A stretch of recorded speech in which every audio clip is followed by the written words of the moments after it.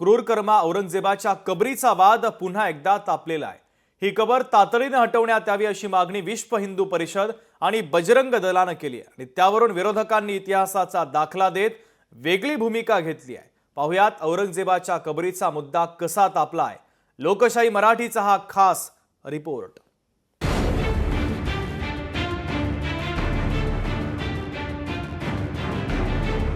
औरंगजेबाच्या कबरीचा वाद तापला। कबर हटवा अन्यथा बाबरीची पुनरावृत्ती। बजरंग दलाचा इशारा। मैं एक ही बात बोलूंगा, औरंगजेब के जमाने में भारतवर्ष जो है सोने की चिड़िया था। समाजवादी पक्षाचे नेते अबू आझमी यांनी औरंगजेबाचं कौतुक केलं आणि राज्यातलं राजकीय वातावरण तापलं। त्यानंतर छत्रपती संभाजीनगरमध्ये असलेल्या औरंगजेबाच्या कबरीचा वाद उभा राहिला। आता तर औरंगजेबाची ही कबर काढून टाकण्याची मागणी होऊ लागलेली आहे। बजरंग दलानं याबाबत आक्रमक भूमिका घेत बाबरीची पुनरावृत्ती करू असा थेट इशाराच देऊन टाकलाय। सरकारला आमची मागणी राहील, काही दिवसात आम्ही सरकारला विचार करण्यात, त्यांच्या काहीतरी शासकीय गोष्टी पूर्ण करण्यात वेळ देणार आहोत। त्यानंतर सरकारने तिथे काढून घेतली तर आम्ही सरकारचं अभिनंदन करू, हिंदू समाज त्यांचा सत्कार करेल की लवकरात लवकर त्यांनी शासकीय दृष्ट्या नियमात राहून ती कबर काढावी। ज्या पद्धतीने पुरातत्व खातं सर्वसामान्य हिंदूंच्या कराच्या पैशातून त्याचं उदात्तीकरण करतंय, तर या पुरातत्व खात्याचाही पुनर्विचार पुनर्संघटन केंद्र सरकारने राज्य सरकारने करावं। आता हा वाद उभा राहिलेला असताना शिंदेंच्या शिवसेनेतले नेते आणि मंत्री संजय शिरसाट यांनीही औरंगजेबाची कबर हटवण्याची मागणी केली आहे। औरंगजेबाची कबर काढलीच पाहिजे हे आमचं मत आहे आणि आम्ही त्यासाठी प्रयत्नशील आहोत। कशाला पाहिजे औरंगजेब? ज्याने आमच्या राजाचा छळ केलाय त्याची कबर इथं पाहिजे।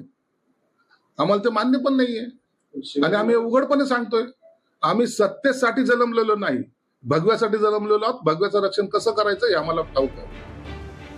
एकीकडे छत्रपती संभाजीनगर मधल्या औरंगजेबाची कबर हटवण्याची मागणी होतीये, तर दुसरीकडे रोहित पवार आणि अंबादास दानवेंनी वेगळी भूमिका मांडली आहे।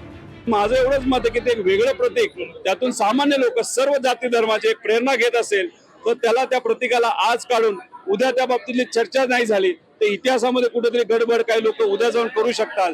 त्यामुळे त्याचं एक प्रतीक म्हणून मला असं वाटतं की त्याला हात न लावणं जास्त कदाचित योग्य ठरू शकतं। छत्रपती शिवाजी महाराजांनी प्रतापगडावर अफजल खानाची कबर कशासाठी नेमली होती? मग शिवाजी महाराज चुकले होते का? इतिहास तर राहिलाच पाहिजे ना। या अफजल खानाचा इथंच कोतळा काढला आणि त्याला इथंच गाडला, सांगता आलं पाहिजे ना। या औरंगजेब इथं या महाराष्ट्र लुटायला आलो होतो पण त्याला इथंच गाडलं, या रत्नापूरला खुलतारला, हे सांगता आलं पाहिजे ना। मला वाटतं इतिहास संपवण्याचं एक षडयंत्र या सगळ्या माध्यमातून रचलं जातं।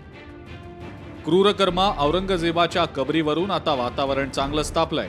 त्यामुळे औरंगजेबाच्या कबरीच्या परिसरात पोलिसांचा बंदोबस्त सुद्धा वाढवण्यात आलाय। त्यामुळे औरंगजेबाच्या कबरीबाबत आता सरकार यापुढे काय भूमिका घेतं याकडे सर्वांचंच लक्ष असेल। ब्युरो रिपोर्ट, लोकशाही मराठी। लोकशाही मराठी ऐका, पहा, जागरूक रहा।